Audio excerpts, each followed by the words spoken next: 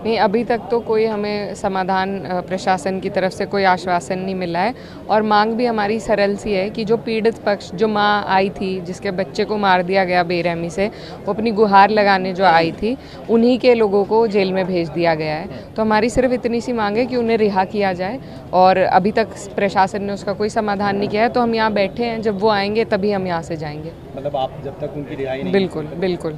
अच्छा, अभी अखिलेश यादव जी ने भी जो है एक ट्वीट किया है जिसमें उन्होंने कहा है कि ये सरकार फिलहाल जो काम कर रही है वो कलयुग के हिसाब से करी। क्या कहें? कलयुग ही है ये, जहाँ एक माँ अपने बेटे जिसकी हत्या बेरहमी से की गई हो, उसके लिए इंसाफ मांगने अधिकारियों के पास जा रही है और उनको बेइज्जत करके, उनको धक्के मार के वहाँ से निकाला जा रहा है। तो इससे बुरा कलयुग क्या आएगा?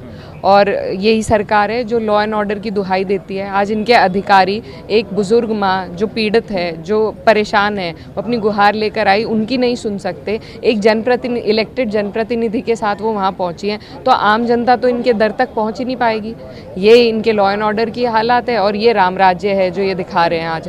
तो ये सारी तस्वीर सबके सामने है, घंघोर अन्याय है और इस अन्याय के खिलाफ राष्ट्रीय अध्यक्ष जी भी, हम सब पूरा समाजवादी परिवार साथ है और हम ये लड़ाई लड़ेंगे पूरी। फिलहाल आपने अधिकारियों से बात की, उनका क्या कहना है? वो कह रहे हैं सुबह छोड़ देंगे, लेकिन हमारी मांग है कि इनके हाथ में है, ये लोग छोड़ चुके हैं अब से पहले भी कई बार हमने देखा है। और उनका कोई अपराध, या तो उनका अपराध बता दीजिए।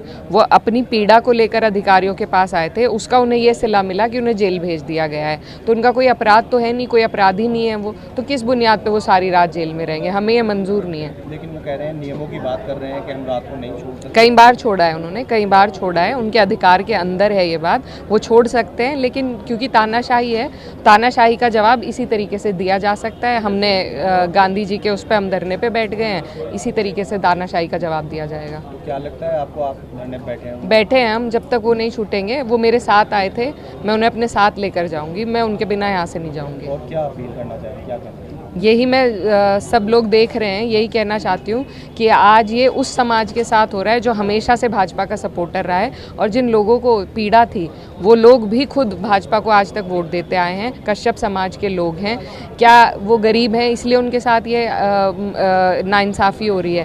पीडीए के हैं इसलिए नाइंसाफ़ी हो रही है? क्या वजह है कि आज वो अपनी गुहार भी अधिकारियों तक नहीं ले जा सकते, कि उनके दरवाजे तक जाना भी, डीआईजी के गेट पर खड़ा होना भी उन्हें मंजूर नहीं है? एक पीड़ित माँ, वो रोते हुए वहाँ से बाहर निकली है, क्या उसके दिल पे बीत रही होगी जिसके बच्चे को आज तक इंसाफ नहीं मिल पाया? तो हम सिर्फ उनसे आश्वासन लेने गए थे कि वो निष्पक्ष जांच का आश्वासन दे, वो तक नहीं दिया गया। तो क्या कसूर है इन लोगों का? इस तरीके से इनकी प्रताड़ना होगी क्योंकि ये लग के एक पार्टी को, एक विचारधारा को वोट दे देते हैं। इनकी कोई सुध नहीं लेता, ना सरकार लेती है ना अधिकारी लेते हैं। तो आज ये बात सबके सामने है और राजनीति की बात नहीं है ये। अब से पहले भी यहाँ पर प्रशासन के साथ मेरी भी पहले भी एक वाक्य हुआ था, लेकिन हमने उस टाइम, क्योंकि मेरा पर्सनल मामला था, हमने कुछ नहीं किया। आज एक माँ की बात है जिस माँ ने अपने बच्चे को खोया है, जिसके बेटे को बेरहमी से मारा गया है, वो किसी भी समाज से हो, वो मुस्लिम हो, हिंदू हो, जाट हो, गुज्जर हो, कश्यप हो, किसी भी समाज से हो, अन्याय अन्याय है और अन्याय के खिलाफ हमारी ये लड़ाई है। विपक्ष भी, जो भाजपा है, वो कह रहे हैं कि अगर कश्यप समाज के ना होते तो शायद इतनी राजनीति ना हो। देखिए, 20-25 दिन हुए हैं जब से वो बच्चा, वो लड़का जिसकी बेरहमी से हत्या कर दी गई, 20-25 दिन। और जो लोग इसमें राजनीति करना चाह रहे हैं, हम लोगों ने सिर्फ वहाँ जाकर अपनी संवेदना व्यक्त करी। अगर उनके लोग, भाजपा के लोग, अगर इन लोगों के प्रति जागरूक होते, थोड़ी संवेदना रखते, तो वो इन्हें इंसाफ दिला चुके होते। अब तक इन्हें हमारे पास आने की ज़रूरत नहीं थी।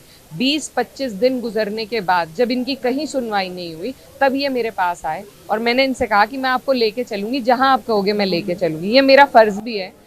मेरे लिए मेरे सभी लोग, चाहे उन्होंने मुझे वोट दिया है या नहीं दिया है, अगर उनके साथ नाइंसाफ़ी है तो वो मेरे साथ नाइंसाफ़ी है। मैं उन्हें लेकर गई और उनकी बात कराई, तो ये सिला हमें दिया। इस तरीके से हमसे बात की गई। एक बुजुर्ग महिला रोते हुए दफ्तर से बाहर निकली है, ये दस्तूर है, ये कानून व्यवस्था है इनकी। तो इसमें कोई राजनीति की बात नहीं है। हम वहाँ से चुपचाप निकल गए थे, तानाशाही करते हुए उन पर कार्रवाई की गई, उसके बाद हम यहाँ पर आए हैं। हम लोग जा चुके थे वहाँ से, लेकिन फिर से उन लोगों को पकड़ के मुझे महिला थाने भेजा गया, उन्हें दूसरे थाने भेजा गया, वहाँ से उनको जेल में भेजा गया, हमें धोखे में रखकर।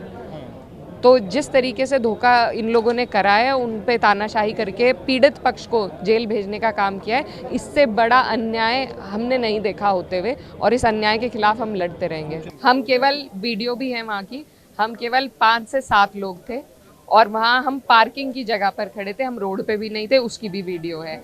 हम वहाँ से जा ही रहे थे, हमें डीआईजी साहब ने कहा था कि दूसरी एप्लीकेशन दे दो। उस एप्लीकेशन की बात अगर डीआईजी साहब ने उन्हें घर अपने कमरे से बाहर निकाल दिया तो हम तो उनसे बात करके जाएंगे ना, उनकी तसल्ली करेंगे। प्रशासन के पास हम तसल्ली के लिए ही गए थे, वो तो वो कर नहीं पाए। आखिर जो पीड़ित पक्ष है वो, उनसे हमें तो तसल्ली उन्हें देने का हमारा फर्ज था, वही हम उनसे बात कर रहे थे। क्या 2 बात करना, डीआईजी के घर के बाहर खड़े होकर 2 बात करना गुनाह है? हम वहाँ सिर्फ 5 से 7 लोग थे, आप वीडियो उठाकर देख लीजिए। आप कसूर बताइए, अगर हम कसूरवार हैं हम सजा के लिए तैयार हैं, लेकिन हम कसूरवार बिल्कुल नहीं है। ये सरासर तानाशाही है और इस तरीके से आज इनके साथ है, कल को किसी के भी साथ होगा। और ये अन्याय हम सब देख रहे हैं, इसलिए सब यहाँ पर एकजुट हैं कि आज उनके साथ है, कल को हमारे साथ यही वारदात हो सकती है। तो कोई कहाँ जाएगा, किसके पास अपनी गुहार लेकर जाएगा?